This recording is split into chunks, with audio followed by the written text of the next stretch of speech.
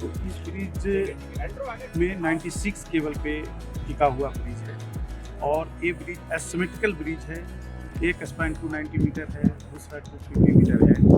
इसके total force हमारा MV1 जो 20 मीटर बेल जिसमें सरकमफ्रेंस में 159 माइक्रोपाइल 40 मीटर डेप्थ का किया हुआ है और उसके बाद इंस्पेक्शन किया है। उसके बाद हमारा 32 कॉलम्स पे फिल करके बेल कैप बनाया है। उसके ऊपर हमारा ये MV1 इन्वेस्टमेंट है।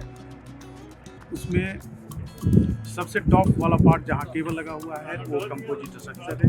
इसमें स्टील के बॉक्सेस हैं और इनकेस्ड इन RCC। इसमें ये ब्रिज 213 kmph के लिए डिज़ाइन है और इसको यहाँ पे विंड का इफेक्ट ज़्यादा है, इसलिए मेन स्पैन में एरोडायनेमिक स्ट्रक्चर लगाया गया है और देख सकते हैं वहाँ पे जाके। और हमारा इस पे 96 केबल जो केबल है उसमें सबसे लंबा केबल जो है वो 295 मीटर का है और जो सबसे छोटा केबल है वो 81 मीटर का है।